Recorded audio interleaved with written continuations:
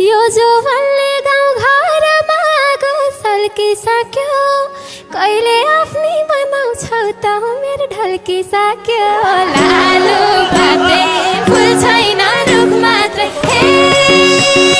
बेसारेको मन छैन मुख मात्रै ओहो हल्ला फिजिसक्यो गाउँको सेरो फेरो उमेर ढल्क्यो भन्यौ नानी तिम्रो हो कि मेरो लालु पाते फुल छैन रुख मात्रै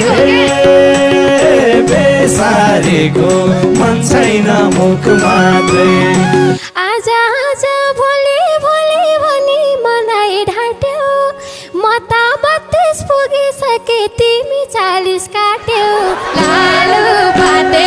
फुल छैन रुख मात्रै हे बेसारेको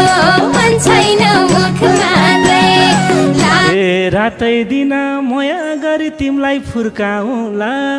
बैलरको चल्ला जस्तो नानी हुर्काउँला लालु पाते फुल छैन रुख मात्रै बेसारेको मन छैन मुख मात्रै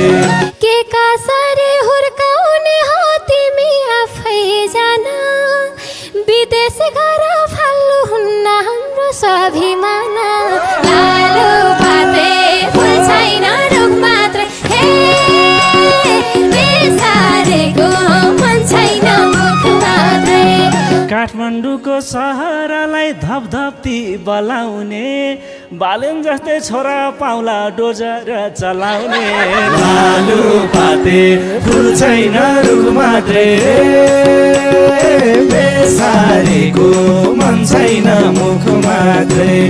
मनी बस्छु घुम्टो भित्र घरमै लजाई लजाई कहिले लिन आउँछौ भन नौमती नै बजाई लालु पाते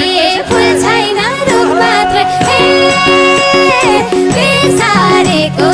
मन छैन मुख मात्रै आफू त लामाको छोरो हो है झाँक्री लामाहरू हो आहा